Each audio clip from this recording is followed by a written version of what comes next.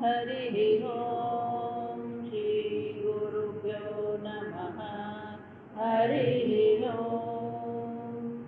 ॐ पार्थाय प्रतिबोधितां भगवता नारायणेन स्वयं व्यासेन ग्रथितां पुराणमुनिना मध्ये महाभारतम् अद्वैतामृतवर्षिणीं भगवतीम् अष्टादशाध्यायिनीम् अम्ब त्वामनुसन्दरामि भगवद्गीते भवद्वेषिणीम् नमोऽस्तु देव्याः विशालबुद्धे पुल्लारविन्दायतपत्रनेत्र येन त्वया भारततैलपूर्णः प्रज्वालितो ज्ञानमयप्रदीपः प्रपन्नपारिजाताय स्तोत्रवेत्रैकपाणये ज्ञानमुद्राय कृष्णाय गीतामृतदुहे नमः। सर्वोपनिषदो गावः दुग्धा गोपालनन्दनः पार्थो वत्ससुधीर्भोक्ता दुग्धं गीतामृतं महत्। वसुदेवसुतं देवं कंसचाणूरमर्दनं देवकी परमानन्दं कृष्णं वन्दे जगद्गुरुं। भीष्मद्रोणतथा जयद्रथजला गान्धारनीलोत्पला शल्यग्राहवती कृपेण वहने कर्णेन वेलाकुला अश्वत्थामविकर्णघोरमकरा दुर्योधनावर्तिनी सोत्तीर्णा खलु पाण्डवैरननदी कैवर्तककेशवः पाराशर्यवचः सरोजममलं गीताकगन्धोत्कटं नानाख्यानककेसरं हरिकथा सम्बोधनाबोधितम् लोके सज्जन षट्पदैरहरः वेत्रीयमानं मुदा भूयात् भारतपङ्कजं कलिमलप्रध्वंसिना श्रेयसे। मूकं करोति वाचालं पङ्गुं लङ्घयते गिरिं यत्कृपातमहं वन्दे परमानन्दमाधवम्।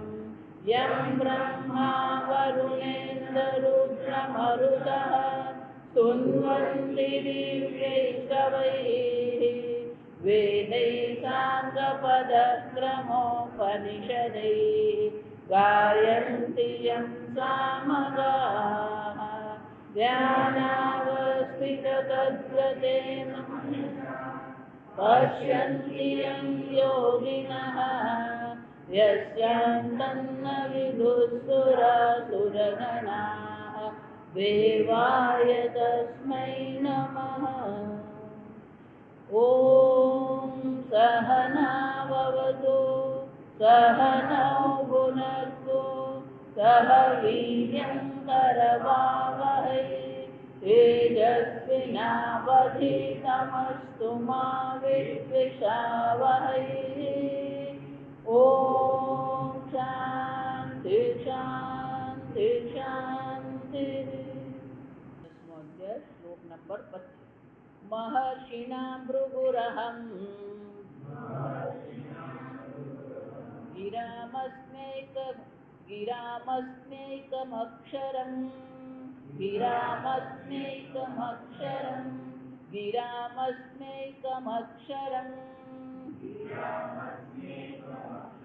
यज्ञानां जपयज्ञोऽस्मि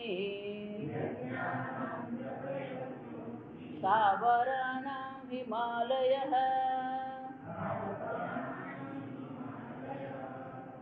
મહર્ષિના ભૃગુ અહમ. સર્વ મહર્ષિઓમાં ભૃગુ હું છું.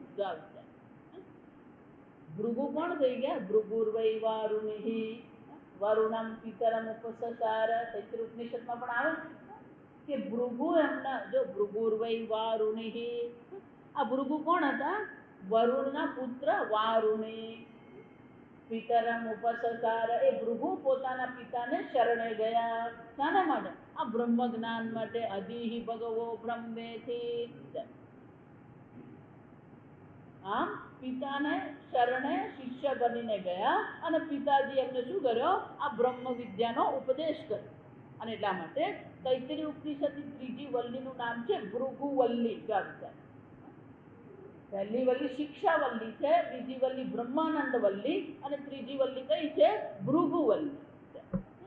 કેમ? કારણ કે ભૃગુ પોતાના પિતાજીની પાસે જઈને આ બ્રહ્મ વિદ્યાનો ઉપદેશ ગ્રહણ કર્યો. પણ એ જયારે ગ્રહણ કરવા ગયા ત્યારે શું થયું? પહેલું પિતાજીએ શું કીધું? યતો વા ઈમાની ભૂતા. બધા જે મંત્ર બોલું ને એ ભૃગુવલ્લી. યતો વા ઈમાની ભૂતાની જાયન્તે યેન જાતાની જીવંતી. જેમાંથી આ સંપૂર્ણ જગતની ઉત્પત્તિ થઈ. યેન જાતાન, જેને કારણે સંપૂર્ણ જગતની સ્થિતિ છે. યમ પ્રયત્યમ અભિસંવિશંતિ, જેમાં આ જગત લય પામે છે.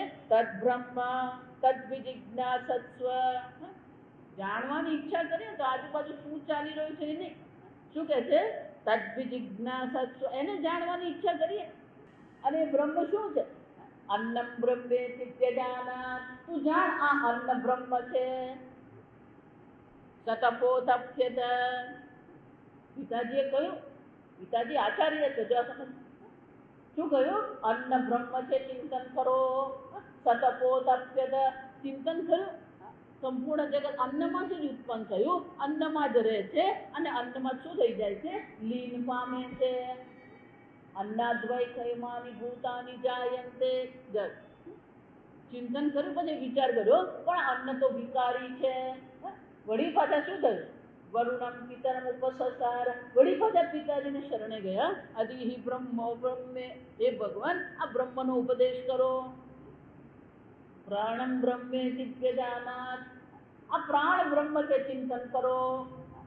વળી પાછી તપશ્ચર્યા કરી, ચિંતન કર્યું. પ્રાણ છે બ્રહ્મ, પણ આ પ્રાણથી જ આ સર્વ જીવન ચાલી રહ્યું છે. પ્રાણને કારણે જ આ જીવન છે. આ શરીરનું જે સંચાલન થઈ રહ્યું છે પણ કોને કારણે છે? પ્રાણને કારણે. પણ એ પ્રાણ તો વિકારી છે, અનેક છે. એ બ્રહ્મ ન હોઈ શકે. વળી પાછા પિતાજી પાસે ગયા. પિતાજીએ કીધું મનો બ્રહ્મે દિવ્યજાનાત. હવે મન બ્રહ્મ છે એમ વિચાર તું કર. ફરીથી મન બ્રહ્મ છે વિચાર કર્યો. સતપોતપ્યત. તપશ્ચર્યા કરી. બ્રહ્મ વિદ્યામાં તપશ્ચર્યાની જરૂર છે. પણ કે અહીંયા તપશ્ચર્યા કેવી? પેલો પલાઠી વાળીને બેઠો, વૃક્ષ પાસે 20 વર્ષ સુધી બેસી ગયો, 8 મિનિટ. એ તપશ્ચર્યા ને. તપ આલોચને. ચિંતન કરવાનું. વળી પાછું પેલું મન બ્રહ્મ છે એમ ચિંતન કર્યું. પણ મન તો વિકારી છે. કેમ? સતત વિચારોને શું થાય છે? પરિવર્તન છે. વળી પાછા પિતાજી પાસે તપશ્ચર્યા કર્યા પછી ગયા. પિતાજીને વળી પાછું કીધું અધિહિ બ્રહ્મ, અધિહિ બ્રહ્મ. મને આ બ્રહ્મનો ઉપદેશ કરો. વળી પાછું શું કીધું? વિજ્ઞાનમ બ્રહ્મે દિવ્યજાનાત. પણ વિજ્ઞાન તો કર્તા છે, ભોગતા છે. એ પણ વિકારી છે. આનંદ બ્રહ્મે દિવ્યજાનાત. આ આનંદ બ્રહ્મ છે. આમ સતત તપશ્ચર્યા કરતા રહ્યા. પિતાજી પાસે રહીને બ્રહ્મ વિદ્યાના ઉપદેશ ગ્રહણ કર્યો. છેવટે બ્રહ્મ જ્ઞાન થયું. હું પૂર્ણ બ્રહ્મ છું. જો આપણે બહાર શોધીએ અન્ન બ્રહ્મ છે, પ્રાણ બ્રહ્મ છે, મનો બ્રહ્મ છે. ખરેખર બ્રહ્મ કોણ છે? તમે પોતે જ છો. અને એમને જ્ઞાન થયું. જો વિચાર. આ ભગવાન કે છે મહર્ષિઓમાં, સર્વ મહર્ષિઓમાં ભૃગુ કોણ છે? હું છું. એટલું જ નહીં, પુરાણમાં ભૃગુની કથા, મહર્ષિ ભૃગુની કથા છે. દેવતાઓમાં વિચાર આવ્યો કે બ્રહ્મા વિષ્ણુ મહેશ ત્રણ છે, ત્રણમાં શ્રેષ્ઠ કોણ? કોણ કસોટી કરવા જાય? એટલે ભૃગુ ઋષિને સોંપવામાં આવ્યું, જાઓ તમે જાણી લાવો કોણ શ્રેષ્ઠ છે. ભૃગુ વિચાર કરે કે શું કરવું, કેવી રીતે કસોટી કરવી. કંઈક ખોટું થયું એટલે પછી ત્રીજી આંખ ખુલી જ જાય. કામદેવ ગયો, કામદેવે તીર માર્યું, ત્રીજી આંખ ખોલીને કામદેવે શું કરી દીધો? રાખ કરી દીધો. એટલે કે આ બ્રહ્માજી રજોગુણને આધીન છે. આ શંકર ભગવાનને ક્રોધ આવી રહ્યો છે વિષ્ણુ ભગવાન પાસે. વિષ્ણુ ભગવાન નિરાંતે શું છે? નિરાંત અનુભવ હોય તો ભગવાનના વિષ્ણુ ભગવાનનો છે પદ્મનાભ ભગવાન કહેવામાં, અનંત શયન ભગવાન. ઘરમાં મોટો ફોટો લગાવી રાખવાનો અનંત શયન, અને રોજ ભગવાનને જોવાનું. જો ભગવાન કેવા નિરાંતે આરામમાં બેઠા, આપણે આરામથી બેસીએ. જો અનંત શયન, ઊંઘ નહીં આવતી ને તો ઊંઘ આવી જાય છે. પણ એ શયન કેવું છે ભગવાન? એને યોગ નિદ્રા કહેવામાં આવે. આપણી જેવી નિદ્રા નહીં, આપણી તમો નિદ્રા છે, એમની કઈ છે? યોગ નિદ્રા. સંપૂર્ણ બ્રહ્માંડનું સંચાલન કરી રહ્યા છે, અને તોય ભગવાન તો શું છે? બરા નિરાંત. સ્વામીજી કે બધી વસ્તુ પહેલી આપણે ક્યાંથી શરૂ થઈ? આ સ્પ્રિંગ મેટ્રેસ પણ ક્યાંથી શરૂ થયું? આ વિષ્ણુ ભગવાને કેમ પેલા અનંત શયન, અનંત એટલે અનંત નાદ. આ સમજો, શેષ નાગ જેને કહીએ, એ શેષ નાગની ગાદી પર ભગવાન બેઠા સૂતા છે. સ્પ્રિંગ મેટ્રેસ થઈ કે નહીં થઈ? લક્ષ્મીજી પાદ કરી રહ્યા છે, પાદ સેવા કરી રહ્યા છે, અને વિષ્ણુ ભગવાન શું છે? યોગ નિદ્રામાં છે. અનંત શયન. ભૃગુ ઋષિ ત્યાં પહોંચી ગયા. ભગવાનનો આંખ મીચીને યોગ નિદ્રામાં હતા, લક્ષ્મીજી સેવા કરી રહ્યા હતા. ભૃગુ ઋષિ ત્યાં ગયા, ભગવાન યોગ નિદ્રામાં હતા. એમને ખ્યાલ નહીં આવ્યો કે ભૃગુ ઋષિ ત્યાં આવ્યા. આ બધા નાટક કરે ભગવાન. આ સમજો, ભગવાન જેવા નાટક કોઈ કરી જ નહીં શકે. ભૃગુ ઋષિને આવ્યો ગુસ્સો. ત્યાં પેલા રુદ્રને ગુસ્સો આવ્યો. અહીંયા ગુસ્સો કોને આવ્યો? એટલે ક્રોધ આવ્યો. એટલે ભૃગુ ઋષિને આવ્યો ક્રોધ. જેવો ક્રોધ આવ્યો એટલે ભગવાનની છાતી પર શું કરી દીધી? લાત મારી દીધી. એવી જોરમાં લાત મારી ભગવાન યોગ નિદ્રામાંથી જાગ્યા. જેવા જાગ્યા એટલે પેલા ભૃગુ ઋષિનો પગ એમના હાથમાં લીધો અને પગને પંપાડવા લાગ્યા કે મારી છાતી બહુ કઠણ છે, તમારા પગ બહુ કોમળ છે, આ પગને વાગ્યું તો નથી ને? હા, ભૃગુ ઋષિનો પગ જે છાતી પર હતો એને હાથમાં લઈને શું કરવા માંગ્યું? ભૃગુ ઋષિ કે આ વિષ્ણુ ભગવાન શ્રેષ્ઠ. ઘરમાં બાળકૃષ્ણ હોય એમાં ખાસ વૃંદાવનના બાળકૃષ્ણ વિષ્ણુ ભગવાનને તમે ભૃગુ ઋષિએ એટલું જોરમાં એમને છાતી પર માર્યું હતું કે ભૃગુ ઋષિના ચરણ એમની છાતી પર પડી ગઈ. છાત અત્યારે ઘરે જઈને જોજો જરાક, લાલા હોય ઘરમાં, લાલો લાલાની છાતી પર પણ પેલું ચરણ દોરેલું હોય. એ કોનું છે? એ ભૃગુ ઋષિ. ભૃગુ ઋષિ એટલું જોરથી લાત મારી હતી કે છાપ એમની છાતી પર પડી ગઈ. અને તોય ભગવાન શું કર્યું? ભૃગુ ઋષિ એમની મહાનતા એવી હતી કે ભગવાનની કસોટી આપણે બાળકની કસોટી નહીં કરીએ, આપણે કરી જાય. જો આ ખબર એટલે ભગવાન શું કહે છે? મહર્ષિણામ ભૃગુ અહમ. સર્વ મહર્ષિઓમાં હું ભૃગુ ઋષિ છું. એનો શું થયો? સર્વ ઋષિઓ ભગવાન જ છે, સર્વ સપ્ત ઋષિઓ ભગવાન જ છે, પણ એમાં પણ આ ભૃગુ હું શ્રેષ્ઠ છું. જો ભરૂચ એમ કહીએ ને આપણે, ખરેખર ભરૂચનું નામ છે ભૃગુ કચ્છ. જા સમજો, ભૃગુ ઋષિ નો ભૃગુ ઋષિ એટલે પરશુરામ. જા સમજો, ભૃગુ ઋષિ ક્યાં આવે? આ પરશુરામ, જમદગ્નિ, પરશુરામ, ભૃગુ. આ નર્મદા કિનારો જેને આપણે કહીએ, ભરૂચનો જે નર્મદા કિનારો આપણે કહીએ છીએ, ત્યાં કોનો નિવાસ હતો? આ ભૃગુ પરિવાર વંશ. એમાં જે પરશુરામ. એટલા માટે જે લોકો આ નર્મદાની પરિક્રમા કરવા જાય, જે તપસ્વીઓ છે, આપણે જેમ ખાઈ પીને ફરી આવે 15 દિવસમાં, એમ નહીં. ચાલ,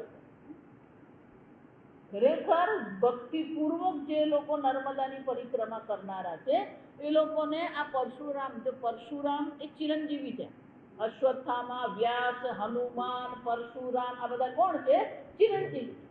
અત્યારે પણ લોકોને પરશુરામના ચરણના દર્શન થાય. જો આ વિચારી જો, ભૃગુ કચ્છ કહેવાય. ભરૂચને શું કહેવામાં આવે? ભૃગુ કચ્છ કહેવાય. બહુ વર્ષો પહેલા એક વ્યક્તિએ આખી નવલકથા લખી હતી એના પર. આ પેપરમાં, ન્યૂઝપેપરમાં, ગુજરાત મિત્રમાં આવતી હતી. અને બહુ સરસ મજાની એ આખો વંશ જે ભૃગુ વંશ જે છે એના પર શું કરી હતી? આખી નવલકથા લખી. હા, આ કચ્છ, આ જે ખરેખર ભરૂચ છે શું છે? ભૃગુ કચ્છ કહેવાય. આપણે પેલા મુગલના રાજમાં એવા અટવાયેલા છે ને ઇતિહાસ બાબતે કે એનાથી ઉપર ઉઠી જ નથી શકતા. સુરત એ સુરત છે જ નહીં. આ સમજો. પેલી પાઠશાળા છે, જો વિચાર, સૂર્યપુર સંસ્કૃત પાઠશાળા. આ તાપી જે છે સૂર્યપુત્રી છે. એક અક્ષર ઓમ, ભગવાન કહે છે આ ઓમકાર હું છું. કેમ? યોગ શાસ્ત્રમાં પણ શું કીધું? પ્રણવઃ તસ્ય વાચક. પ્રણવ, ઓમકાર એ ભગવાનનું નામ છે. ભગવાનનું પહેલું નામ કયું છે? પ્રણવ, ઓમકાર. એટલા માટે તમે જો દરેક મંત્રની શરૂઆત ક્યાંથી થાય? ઓમકારથી. ઓમ નમઃ શિવાય, ઓમ નમો નારાયણાય. કેમ? એ ભગવાનનું નામ છે. પણ ભગવાન અભિન્ન નિમિત્ત ઉપાદાન કારણ છે. તો સર્વ નામ અને સર્વરૂપ કોના થયા? ભગવાનના જ થયા. પણ બધા નામ અને બધા રૂપ આપણે લખવા જઈએ, વાંચવા જઈએ તો કોઈ અંત જ નહીં આવે. એટલે આપણે માતાજી ત્યાં નવરાત્રિ પરમ દિવસે શરૂ થવાનું. એટલે માતાજીને પણ શું કહીએ? ભગવાનને શું કહે? હરિ તારા હજાર નામ, કાય નામે લખવી કંકોત્રી. કે બધા નામ અને રૂપ જેને આપણે કહીએ એ બધા નામ જે છે એ અક્ષર છે. કોઈ પણ નામ તમે એમ લો, ગલગોટો, તેમાં શું થાય? ગલગોટો, જળ અક્ષર છે. બધા જ અક્ષરોનો જેમાં સમાવેશ થાય એવું એક નામ આપણે કહીએ તો એમાં બધા નામ અને રૂપનો શું થઈ જાય? સમાવેશ થઈ જાય.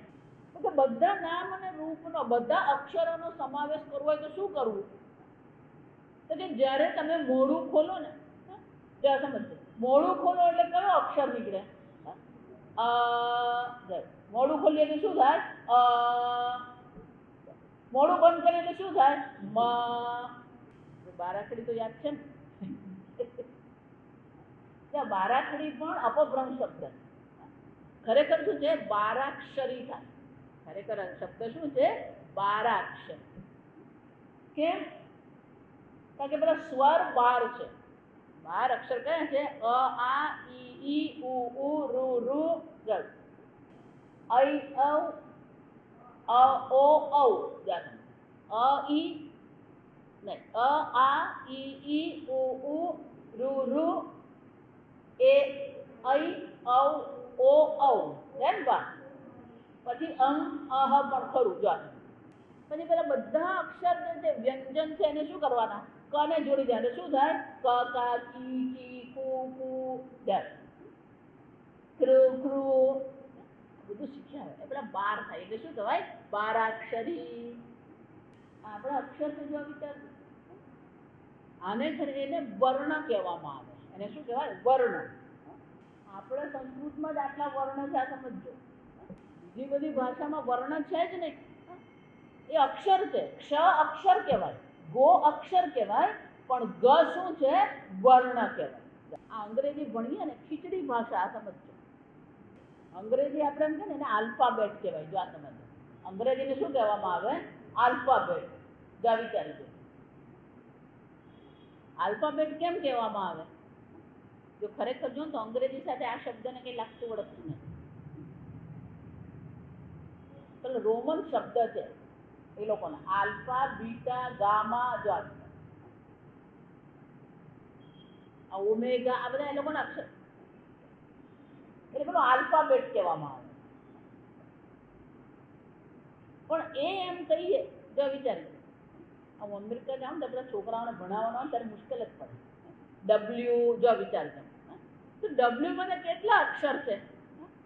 એને વર્ણ કહેવાય, લેટર કહેવાય. એનું જો વિચાર, ડબલ્યુ એમ કહીએ તો કયું થાય? ડકાર, પછી અકાર, ડ ની સાથે શું છે?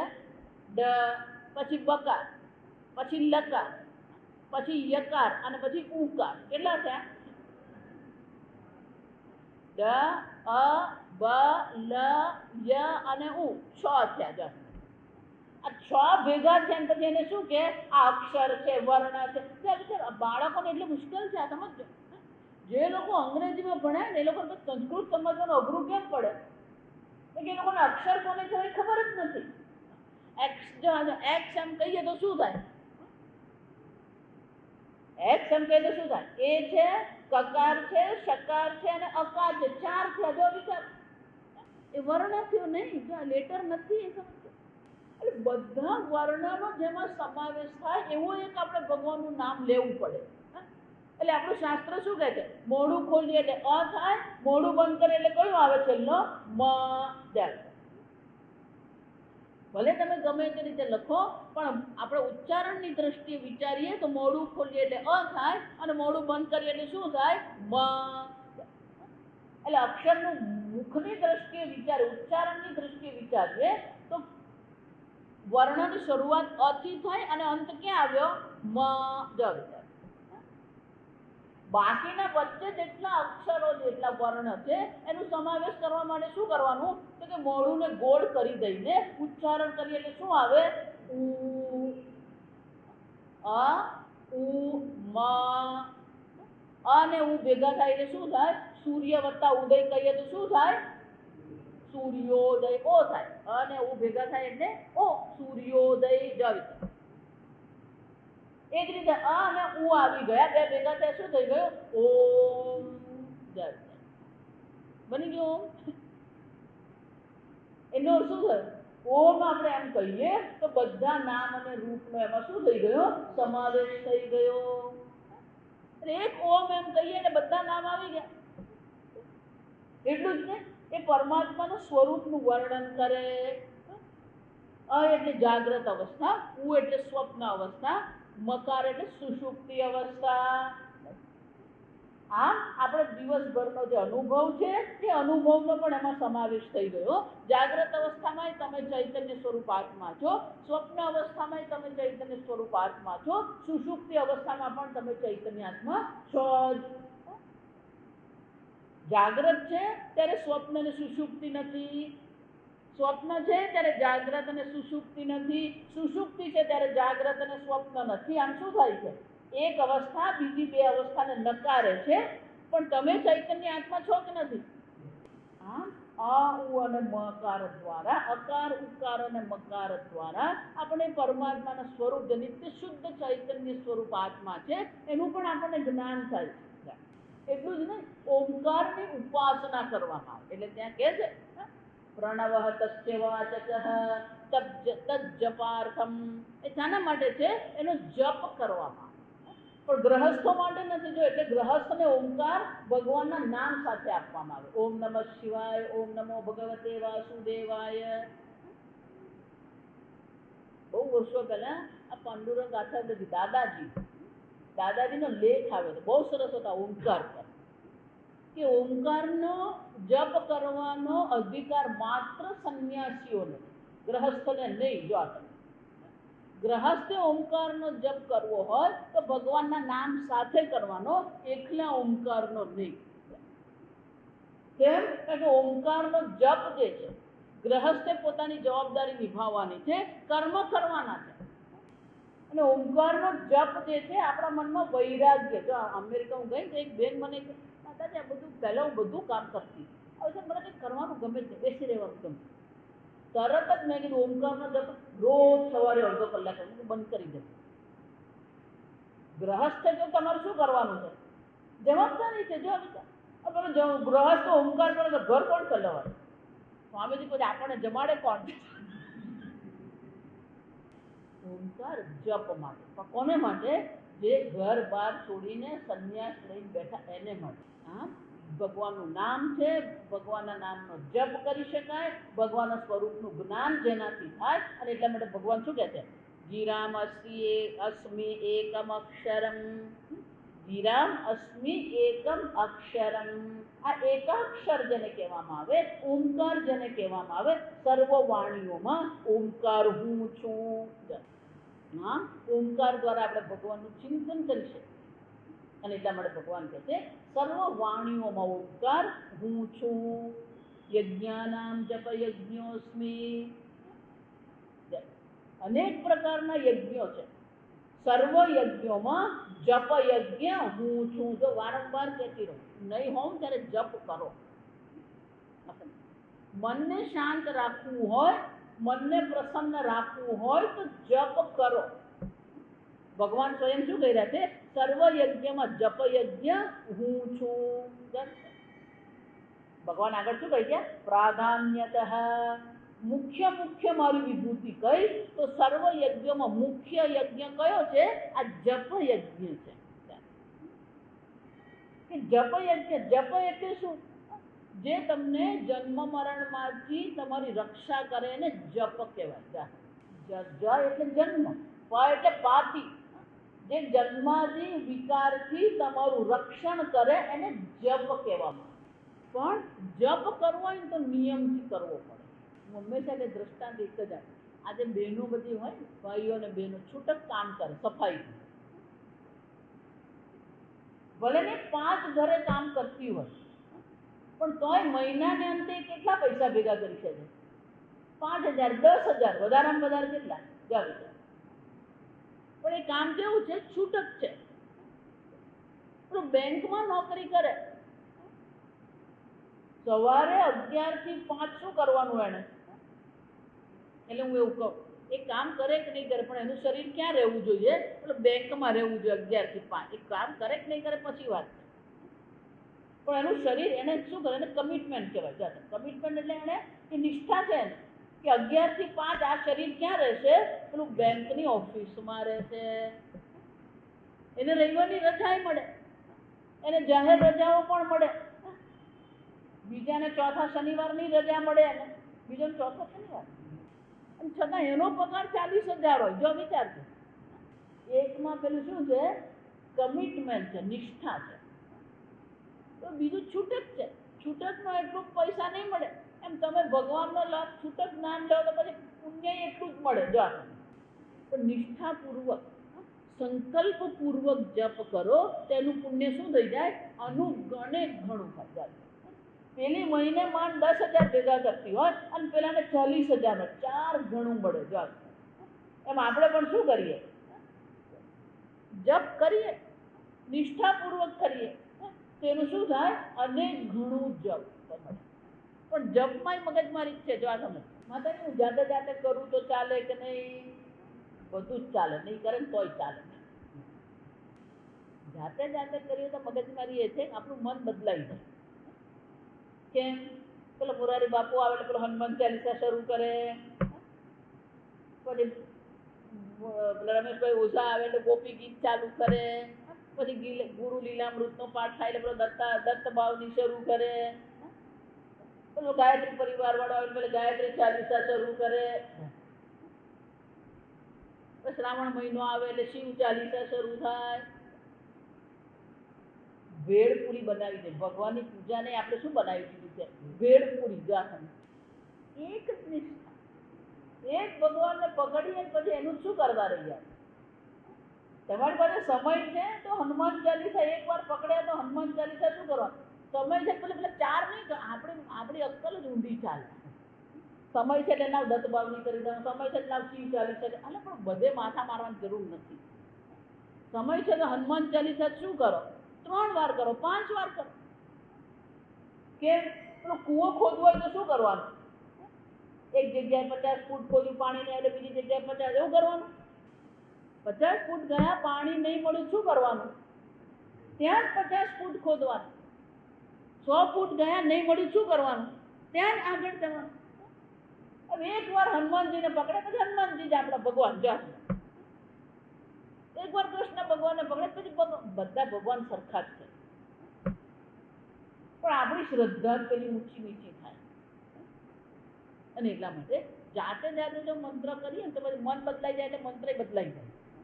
સ્વામીજી કે મંત્ર જ નહીં બદલાય, ગુરુ બદલાઈ જાય. જો આ સમજ, મન બદલાય એટલે મંત્ર, ભગવાને બદલાઈ જાય, મંત્ર બદલાઈ જાય, ગુરુ બદલાઈ જાય. જો આ સમજ. અને એટલા માટે આપણે એને મંત્ર દીક્ષા કહીએ. એને શું કહેવામાં આવે? મંત્ર દીક્ષા. ગુરુ પાસે આપણે મંત્ર લઈએ, એ ગુરુએ મંત્ર મને આપ્યો એટલે પછી બદલવાનો વારો નહીં આવે. બીજું એમાં ગુરુની શક્તિ હોય. ગુરુ જ્યારે મંત્ર દીક્ષા કરે તો એમાં શું હોવાની? ગુરુની શક્તિ એમાં સામેલ. એટલું જ નહીં, જ્યારે મંત્ર દીક્ષા કરવામાં આવે અને જ્યારે એ મંત્ર આપવામાં આવ્યો તો એ મંત્ર ગુરુનો છે. જ્યાં સુધી તમે એનું અનુષ્ઠાન નહીં કરો ત્યાં સુધી એ મંત્ર તમારો થતો નથી. જો તમે આમ ભગવાન કહે છે આ જપ યજ્ઞ છે. જપ કરવો પણ શું છે? યજ્ઞ છે. જેમ યજ્ઞના નિયમો છે. કોઈ પણ યજ્ઞ કરવો હોય તો શું કરવું પડે? એ દેવતા છે, દેવતાઓનો રંગ છે, એના ફૂલ છે, એને જો વિષ્ણુ ભગવાન હોય તો તુલસી લાવીએ, શંકર ભગવાન હોય તો બીલીપત્ર લાવીએ, યજ્ઞ કરીએ. એમાં દરેક દેવતાઓની આહુતિ પણ અલગ અલગ હોય. શંકર ભગવાન હોય તો પેલા કાળા તલ આપણે કરીએ. જો આજકાલ તો કાળા તલે પેલા રંગવાળા જ મળ્યા. સમજવા કોઈ બ્રાહ્મણ મને કે માતાજી બહુ મુશ્કેલ છે. કેમ શું થયું? કે કાળા તલ લઈ આવે ને પછી આહુતિ આપવામાં મારા હાથ કાળા થઈ ગયા. કે મારે બધાના હાથ શું થઈ ગયા? હા, દરેક દેવતાઓને આહુતિના દ્રવ્ય પણ અલગ અલગ એમ નિયમ છે. યજ્ઞ કરવો હોય તો શું છે? એનો નિયમ છે. એ જ રીતે જપ પણ શું છે? યજ્ઞ છે ને. યજ્ઞ છે તો શું કરીએ? નિયમથી કરીએ. રોજ એક માળા એટલે પછી એક માળા કરવાની. એટલે હું રિટાયર થયા ને પછી આ બધું આ જ કરવાનું છે. ખરેખર તમે જુઓ, વાનપ્રસ્થ આશ્રમ એટલે શું છે? ભગવાનની પૂજા કરીએ, પાઠ કરીએ, જપ કરીએ, શાસ્ત્ર શ્રવણ કરીએ, શાસ્ત્ર શ્રવણ કર્યા પછી એના પર ચિંતન કરીએ, સત્સંગ કરીએ. આને વાનપ્રસ્થ જીવન. ભારતીય સંસ્કૃતિમાં જે ખૂટી રહ્યું છે ને એ આ ખૂટી રહ્યું છે. બધા જો રિટાયર લોકો વાનપ્રસ્થ જીવન જીવવા માટે તો ઘરમાં શાંતિ થઈ જાય. ઘરમાં શાંતિ કેમ નથી? અને પેલો હજી રિટાયર થયો જ નથી. એ તો ખાલી નોકરીમાંથી રિટાયર, બાકી ખાવા પીવામાંથી તો રિટાયર થયો જ નથી. જો તમે આજે પાંદડા બનાવે છે, આજે છીપ બધા જાતો નોકરીમાંથી રિટાયર થયા. સ્વામીજી કે માણસને નિવૃત્ત થતા આવડતું જ નથી. મુશ્કેલ ત્યાં છે. નિવૃત્ત થયા પછી પણ શું કરે? અહીંયા ગયો ત્યાં બધું બેસને શાંતિથી ઘરમાં નહીં બેસે. જો ભટકતો જ કરે. બેન મને કે માતાજી હવે આને એમ કોને ઘરમાં બેસે કેમ શું? તો પછી જરૂર પડે ત્યારે હોદવું પડે ક્યાં ગયા. વાનપ્રસ્થ એટલે પોતાને સુધારવાની તક, પોતાના દોષની નિવૃત્તિ કરી, આ સંસારથી વૈરાગ્ય કેળવ્યા, ઈશ્વરમાં આપણું મન લગાડ. અને એટલે ભગવાન કહે છે યજ્ઞાનામ જપ યજ્ઞોસ્મી. જેટલો જપ વધારે કરતા જશો એટલું મન શાંત થશે.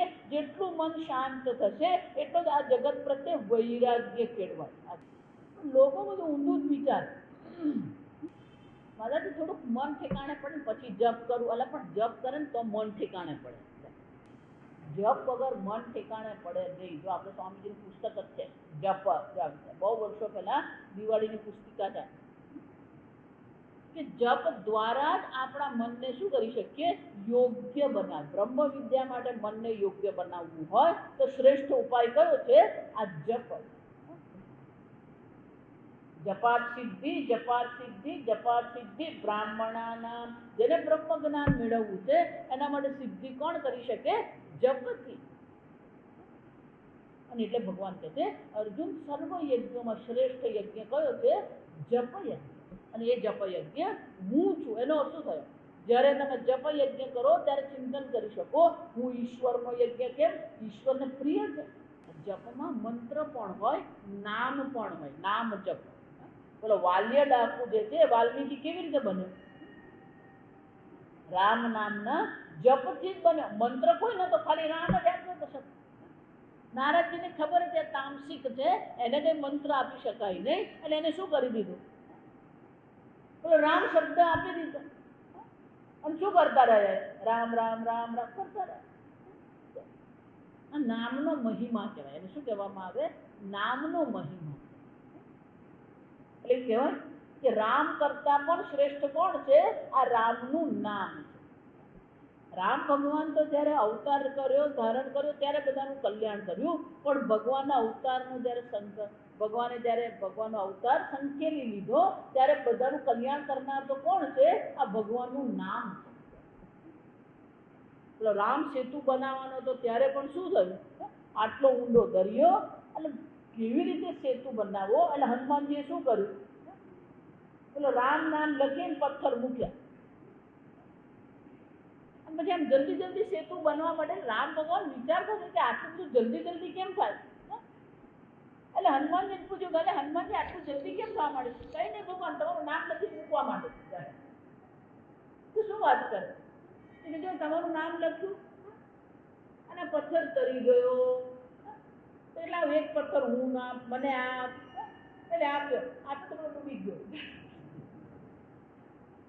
રામ ભગવાનને આશ્ચર્ય થયું, પણ હનુમાને મૂક્યો તો તર્યો અને મેં મૂક્યો શું થયો? ડૂબી ગયો. એટલે હનુમાનજી બીજા રામને ક્ષોભ થયો. રામ ભગવાનને ક્ષોભ થઈ ગયો કે મેં મૂક્યો ડૂબી ગયો. એટલે હનુમાનજી સામે જોયું કે હનુમાનજી આવું કેમ થયું? કે ભગવાન તમે જેને છોડો ને એ સંસારમાં ડૂબવાનો જ છે. પછી એ પથ્થર હોય કે જીવ હોય, ભગવાન છોડે તો શું થવાનું? એ આ રામ નામનો મહિમા છે. ભગવાન નામનો મહિમા છે. ફક્ત તમારે એ નામ લેવાનું. જાણતા કે અજાણતા આપણે પેલો જીવંત વાયર પકડીએ તો શું થાય? કરંટ લાગવાનો. જાણતા કે અજાણતા ભગવાનનું નામ લેતા રહીએ તો શું થવાનું છે? એ કરંટ લાગે જ. જો આપણે ભાગવતમાં એક કથા છે ને, પહેલી જ કથા કોની આવે? પેલી અજામિલની કથા આવે. પેલો અજામિલ શું કરતો? એને સૌથી નાનો પુત્રનું નામ નારાયણ. પહેલે બધા ભગવાન નામ જ રાખતા. લક્ષ્મી, સીતા ને રમા ને નારાયણ ને ભગવાન, ઈશ્વર, માધવ, શંકર, શિવ, કે બધાના નામ પેલા ભગવાનના નામ રાખવામાં આવતા. માતાજીના નામ રાખવા એટલે જાણતા અજાણતા શું થવાનું? ભગવાન નામ લેવા જ પૂરે. જો પેલા પિન્ટુ ચિંટુ એવા વિચિત્ર નામ રાખે, કોઈ અર્થ જ નહીં મળતા. ઠેકાણા વગરના નામ, કોઈ અર્થ જ નહીં મળે. એટલો અજામિલને પુત્ર એટલો વહાલો, પુત્ર એટલો વહાલો હતો. એટલે મૃત્યુ વખતે શું થયું? નારાયણ નારાયણ કરતો રહ્યો. એટલે જયારે એનું શરીર છૂટ્યું ત્યારે પેલા યમદૂત આવ્યા, નારાયણ દૂત પણ આવ્યા. એટલે યમદૂત કે અમે લઈ જઈશું, આ તો બહુ અહંકારી હતો, અધર્મનિષ્ઠ હતો. વિષ્ણુદૂત કે નહીં નહીં, એ નારાયણ નારાયણ કરતો હતો, એ તમારા નારાયણને યાદ નતો કરતો, છોકરાને યાદ કરતો હતો. એટલે વિષ્ણુદૂત કે નારાયણ શબ્દ પર કોપીરાઇટ કોનો છે? વિષ્ણુ ભગવાનનો. ભલે એના મનમાં પુત્ર ભાવ હતો, પણ નારાયણ નામ કોનું છે? વિષ્ણુ ભગવાનનું છે. અને એટલા માટે એને અમે ક્યાં લઈ જઈશું? વિષ્ણુ લોક પર લઈ જઈશું. આ નામનો મહિમા છે. ભલે પુત્રને યાદ કરતો હતો, પણ ભગવાનનું નામ લેતો હતો. પેલી વાર્તા કરી હતી, અગમો ચનન કરી, યાદ જ છે, ભૂલી ગયા. જો નામનો મહિમા સમજજો. ભગવાન કેમ યજ્ઞાનામ જપ યજ્ઞોસ્મિ કહે છે? ભગવાનનું નામ લેતા રહો. એક મહાત્મા ક્યાંક સત્સંગ કરવા જાય તો ત્યાં બધા સત્સંગમાં જાય એટલે પછી લોકોને એમ થાય કે મંત્ર દીક્ષા કરે, એટલે મંત્ર દીક્ષા કરે. તો એક પતિ પત્ની દંપતી, ખેડૂત દંપતી, બાળકો નહીં એમ, અને એમની પાસે નાનું ખેતર હતું. એ ખેતરમાં જ બધું, જો તે જમાનામાં કેવું કરતા, ઘઉં પણ ઘરના જ હોય, ચોખા પણ ઘરના જ હોય, મગ ને તુવેર પણ શું હોય? જયારે અનાજ રોપવામાં આવે ત્યારે શેઢા પર જ શું કરી દેવામાં આવે? પેલો વાલ હોય, તુવેર હોય, રોપી દે. એટલે એમની પાસે પૂરતી જમીન હતી, એટલે પોતાની ખેતી કરી લેતા, જમીન આરામથી રહેતા. બંને જણાને એક ભણેલા ગણેલા કહીને એટલી બુદ્ધિ નહીં જાત, પોતાનું જીવન સાચવી બેઠેલા. પછી પેલા મહાત્મા આવ્યા, સત્સંગ ચાલુ થયો. એ જણા સત્સંગમાં જાય પછી બહુ ઉતરે નહીં, ત્યાંથી બહુ ખબર પડે નહીં એ લોકો. પછી પેલું સાંભળ્યું કે મંત્ર દીક્ષા લીધી, પેલો આડોશ પડોશમાં વાત કરતી હોય, એટલે પેલી દંપતી પેલી પત્નીએ કહ્યું કે જો આ મંત્ર દીક્ષા મહારાજ આપે છે, તમે જઈને મંત્ર દીક્ષા કરી આવો. પેલો કે સારું, જઈને પૂછી આવું મહારાજને, આપણને આપે કે નહીં આપે, આપણે સામાન્ય માણસ છીએ. અને બીજે દિવસ સત્સંગમાં પેલા મહારાજને સત્સંગ કરી પૂછ્યું, મહારાજ કે ભલે કાલે સવારે આવજો તમે. અને મહારાજે જોઈ લીધું કે સામાન્ય માણસ છે. આપણે સવારના પોરમાં તૈયાર થઈ ગયો, પેલા હાથમાં ફૂલ લીધા, નાળિયેર લીધા. એટલે પત્નીએ કીધું, આ શીખી કર, આ પત્ની આને જ કહેવાય.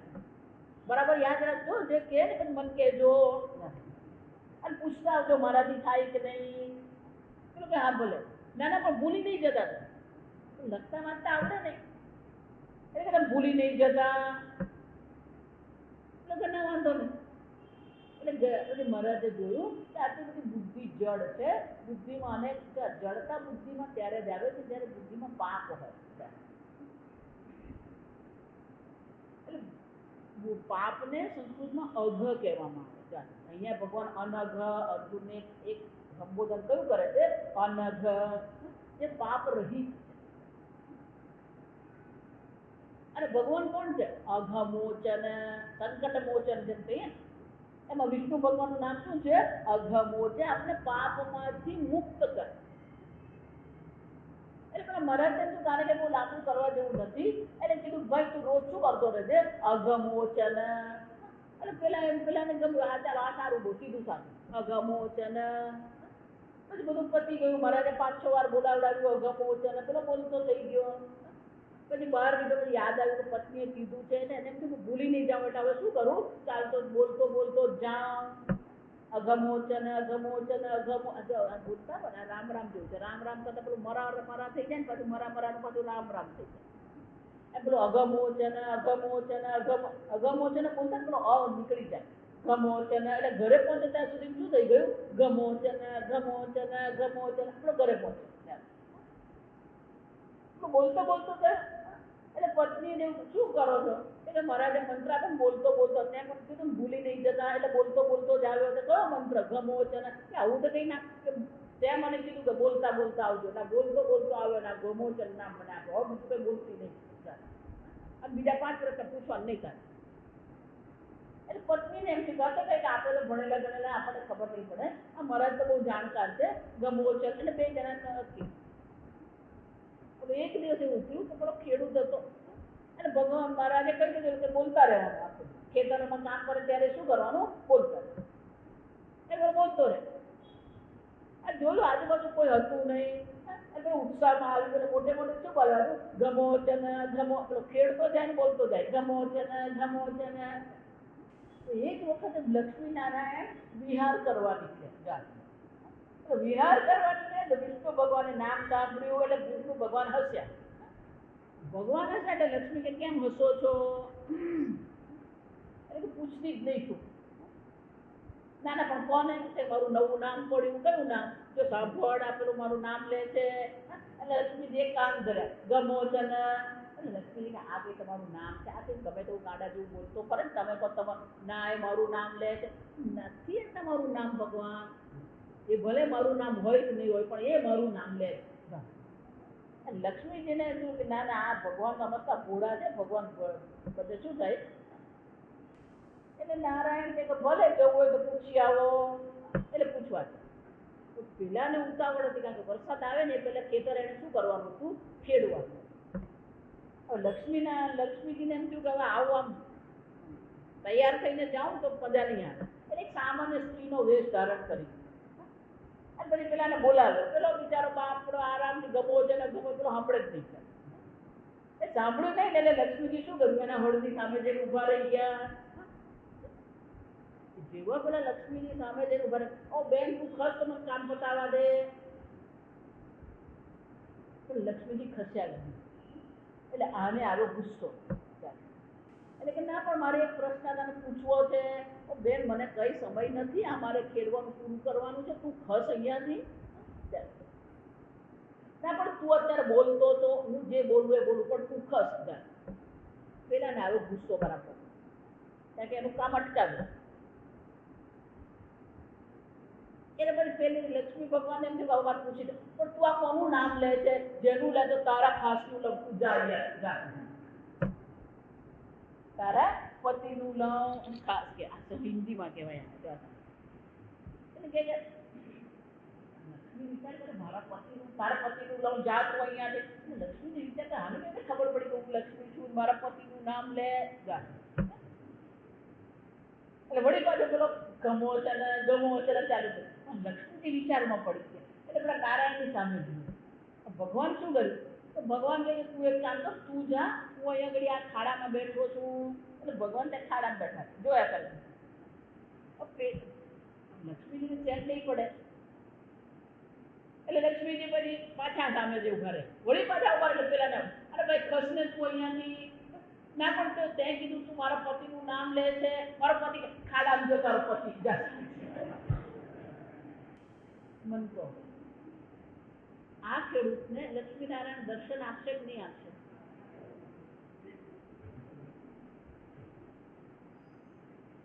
આને કહેવાય નામનો મહિમા, જપનો મહિમા. જપ કરીએ.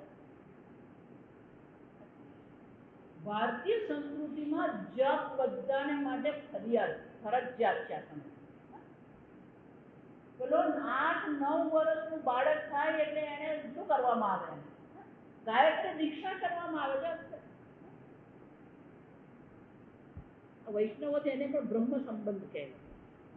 એનો શું બાળપણથી જ જપ છે. એટલે પણ મને આવીને માતા તું જપ કરું. કેટલી મૂર્ખતા આપણા વિચારી છે. જે આપણું કલ્યાણ કરનાર છે એને માટે પેલો આવીને પ્રશ્ન પૂછે માતાજી હું જપ કરું નહીં. એટલે પણ કરવાનો જ હોય, ફરજિયાત છે.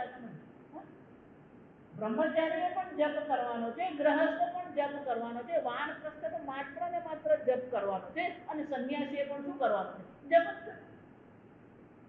પણ આજકાલ આપણું ફેસબુક ને ટ્વિટર ને વોટ્સઅપ ને ટીવી એવા આવી કે જપે બાજુએ થઈ ગયા. બધાને માટે જપ છે. જપ વગર કોઈનો ઉદ્ધાર નહીં થાય. અને એટલા માટે ભગવાન શું કહે છે? યજ્ઞાનામ જપ યજ્ઞોસ્મી. સર્વ યજ્ઞમાં અર્જુન જપ યજ્ઞ હું છું, શ્રેષ્ઠ છે. અને એટલે કહે છે આ પ્રકારથી અર્જુન હું જપ છું. આગળ ભગવાન કહી રહ્યા છે. આગળ આપણે કાલે ઓમ સ્વસ્તિ પ્રજાભ્ય પરિપાલયન્તામ ન્યાયેન માર્ગેણ મહિં મનીષાઃ ગોબ્રાહ્મણેભ્ય શુભમસ્તુ નિત્યં લોકા સમસ્તા સુખિનો ભવन्तુ કાલે વર્ષતુ પર્જન્યઃ પૃથ્વી સસ્યશાલિની દેશોऽયં શોભરહિતઃ બ્રાહ્મણા સन्तુ નિર્ભયાઃ ઓમ સર્વેષાં સ્વસ્તિર્ભવતુ સર્વેષાં શાંતિર્ભવતુ સર્વેષાં પૂર્ણં ભવતુ સર્વેષાં મંગલં ભવતુ સર્વે ભવन्तુ સુખિનઃ સર્વે સन्तુ નિરામયાઃ સર્વે ભદ્રાણિ પશ્યन्तુ મા કશ્ચિत् દુઃખભાગ્ ભવેत् असतो मा सद्गमय तमसो मा ज्योतिर्गमय मृत्योर्मा अमृतं गमय। ॐ